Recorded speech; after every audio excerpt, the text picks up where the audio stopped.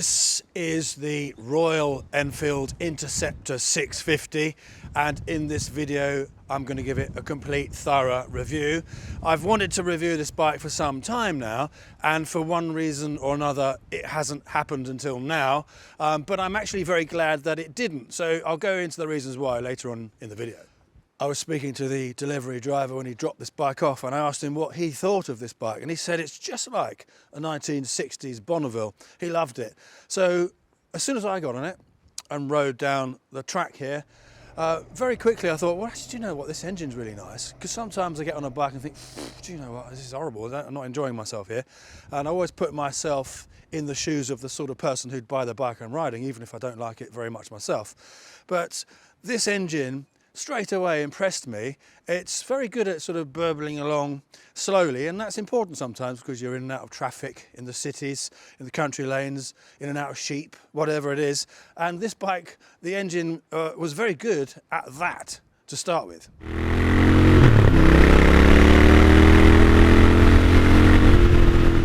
This bike has a 650cc air-cooled engine, twin cylinders with an exhaust pipe either side. Sounds quite nice, a bit subdued, but you can change all that. We'll come into that later.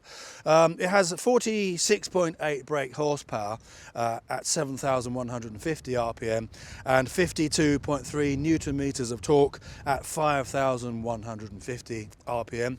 And it's a lovely engine. It really is very, very good. One of the best engines on a bike I've ever ridden, actually. And it doesn't like particularly riding at low RPM, so below 3,000 RPM it's not in its happiest spot. Above 3,000 RPM it's wonderful. You can rev it to the red line very easily. It's a great fun motorcycle to have. It's got enough power and torque to be really, really fun, but it's not mental that's going to kill you, which is a good thing. So it's the sort of motorbike you can go out on and enjoy the surroundings and just enjoy the ride, and it is really fabulous, I can tell you.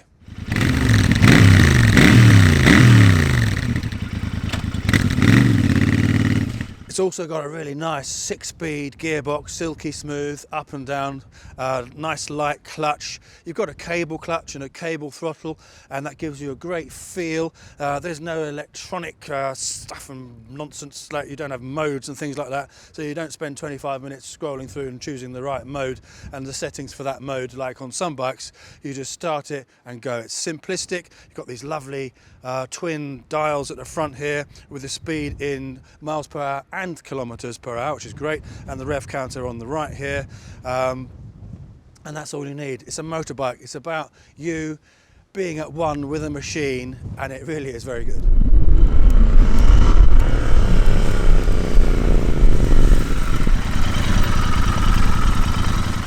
You would not believe how cold it is today. It's just literally snowed for 5 minutes, so forgive me, I'm going to get a hat and I'll come back. Whew, that's better. The Royal Enfield Interceptor isn't a big bike. The wheelbase is 1,398 millimeters. The seat height is 805 millimeters. I'm 6'2", and that's what I look like on the bike. And as you can see on the bike, it actually feels okay. There's plenty of room arm-wise. My legs are quite bent, so I do feel a bit like a jockey on a racehorse, but it's a lot better than I expected it would be. Just above 6 foot, you'd be fine as well, but it does look a little small. The stand is fine. You've got a centre stand as well, which a lot of people like for maintaining the chain and all that sort of thing, so that's great. The only thing is the stand is quite short and it's quite close to the bike, and if you park your bike on a slope that's going down, because of the shortness of the stand, the bike ends up leaning so much you'll probably drop it. So you need to be on quite flat ground to be able to use the side stand effectively.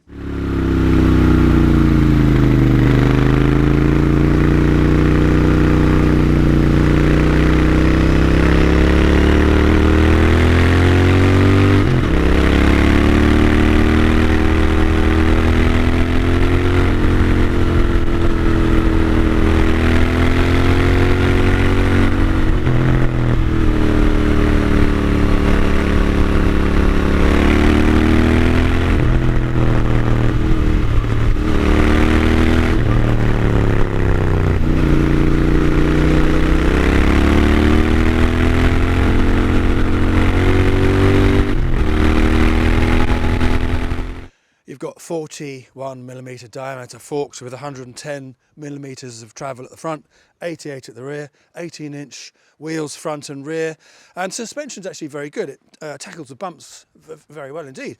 On the road particularly, the suspension is really good, and it actually feels in the corners very sure-footed. The suspension just seems to work really well. It's a great bike to cover all sorts of grounds, and if you put some trials tyres on this bike and sort of modified it a bit and did a few bits, it'd be perfectly good on a green lane. So this bike will go anywhere, and obviously it's made in India, and in India these are extremely popular bikes, and I can see why, and people ride them everywhere. It's great. So this is a bike that will do everything, from commuting to fun rides out with your friends, going to the pub, going to the bar, just going for a ride in the countryside on your own. Whatever you want to do, this bike will do it. You've got disc brakes front and rear with ABS. You've got a single disc at the front, and don't be put off by that. A lot of people say, oh, it should have dual disc brakes at the front. It doesn't matter. It's perfectly adequate stopping. In fact, very good stopping power on this bike.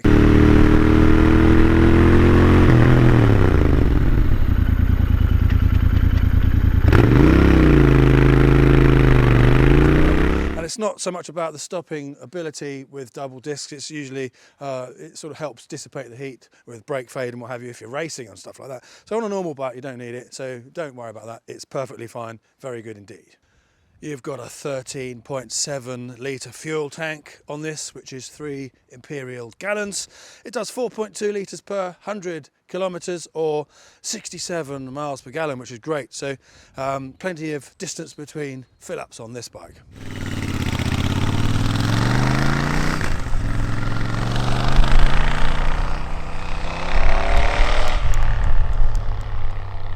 The price in the UK is £6,039 for the base model, this colour, and it goes up to £6,539 for some of the other colours. I would choose it with the chrome tank. I think it's a lovely, lovely looking tank, that is. This isn't my favourite colour, it's quite understated, but you know, each his own. There's a colour for everybody, and that's the great thing about the Royal Enfields, there's lots of choice. One thing I did find after riding this bike for some time is that it somehow wants to pull you forward all the time. So after a long ride, you do end up with a couple of squashed tomatoes. That's just one of those things. But it's got a nice flat bench seat, which I do like.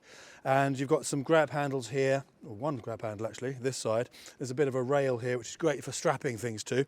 And you've got your passenger foot peg, so you can take a pillion passenger on this without any trouble whatsoever. And it's a great bike. It's nice to have something to strap things to, you know, because a lot of bikes don't have this rail at the back and this little rail here, which also enables you to sort of lift the bike up. And it's quite heavy, so if you do have to manoeuvre it around, at least you've got something to get hold of. This bike weighs 217 kilograms, which is about average for this sort of bike. And I must say, I do really like the looks of this. It's a beautiful classic motorcycle. It's like it's been designed by an artist by hand on a drawing board. And it's very functional, yet very aesthetically pleasing. A lot of modern bikes these days and cars, it seems like they're designed on a computer program, and they've got pointy bits of plastic and bits screwed on and things over the tank. And if you unscrew it, you'd see a horrible little plastic tank underneath. This is just a beautiful, simplistic design, but very effective and very classic. It will last forever. It'll always look nice. It's a wonderful looking motorcycle. The great thing about the Royal Enfields is that they're easy to customise. There's tons of aftermarket parts you can get for these.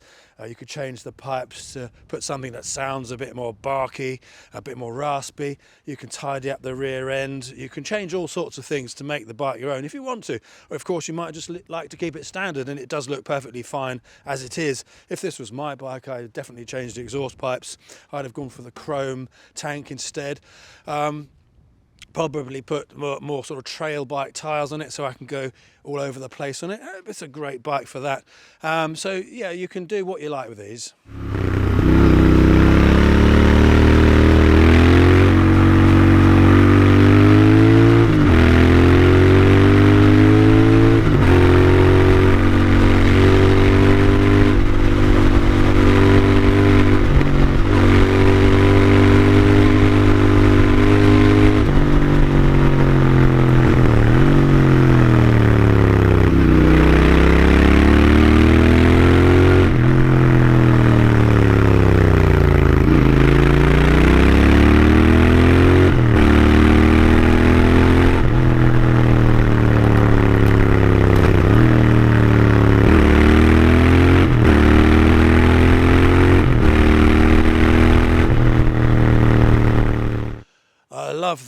character of this bike. It sounds nice. The gears have got a nice sound when you're riding along as well even. It looks cool.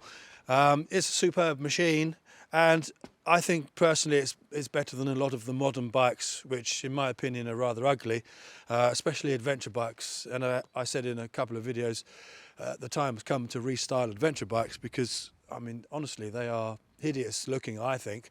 Not offending anybody, but they aren't very well designed.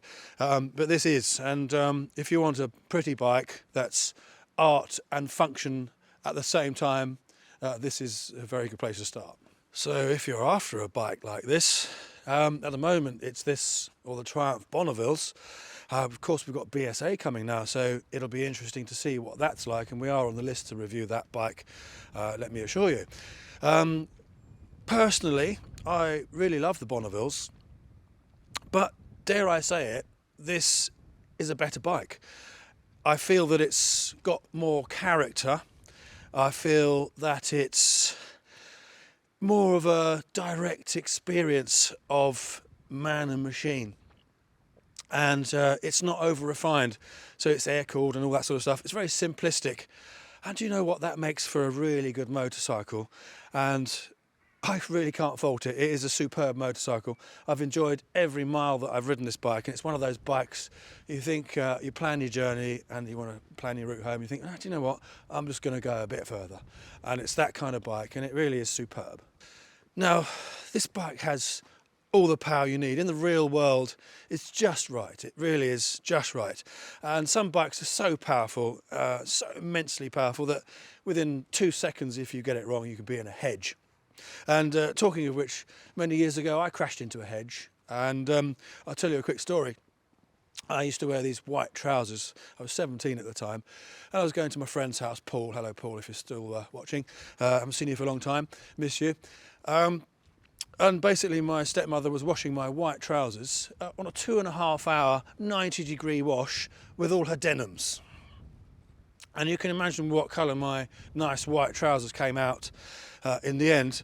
And I was late, and I was in a temper, and I was riding my bike, a 125, Honda XL 125, and I had quite a fast bike actually at the time, much faster than 125s or even 250s are today.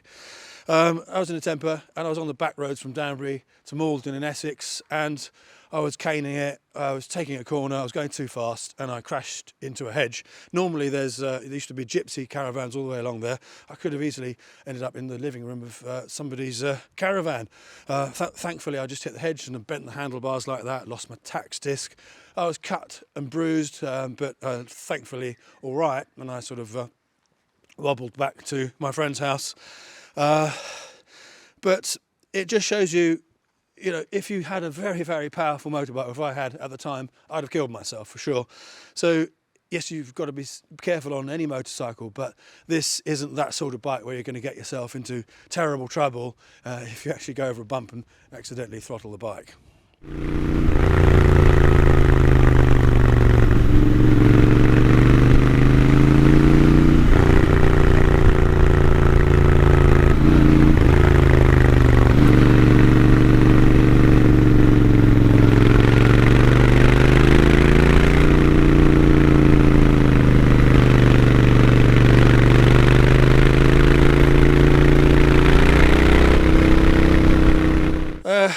Looking at the styling of this bike, the only thing I don't really like is the anodised bit on the rear shocks on the piggybacks there.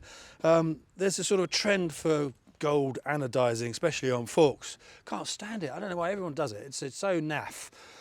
Keep it silver or black, you know, the colour of the bike. If the rest of the bike's gold, have it gold. But that's my message to manufacturers. I don't know why that's so popular. The mirrors, I can see about 40% of the road behind me. I think if you were probably 5'5" to 5'8", you'd be better, you'd see more of the road. So for me, they'd need to be a little higher and a little wider, and that would be just right. It's so simple to operate this bike. You've got the key and the ignition here, and you can turn it to lock the handlebars. You've got your on-off button here and a little start button on the right, and that's it. On the left, you've got your lights, your indicators, and a horn. The indicators don't self-cancel, so watch that, because it's very easy to get hit in the side if you've got your indicator going and you don't realise it, and someone thinks you're turning left and they pull out on you. So be ever so careful about that. I did say at the beginning of the video that I'm glad I didn't review this bike until now. And the reason is because I've ridden, in the time elapsed from riding the last Royal Enfield, the Continental GT, a couple of years ago. I've ridden a lot of bikes in that time, and because of that I can compare it to pretty much everything I've ridden, and I can honestly say this is one of the best motorbikes I've ever ridden in my life. It really is that good. This was on my shortlist if you look back a few videos ago when I was choosing my next bike, and I bought the BMW R18, which I love to pieces, and there's more coming on that bike soon.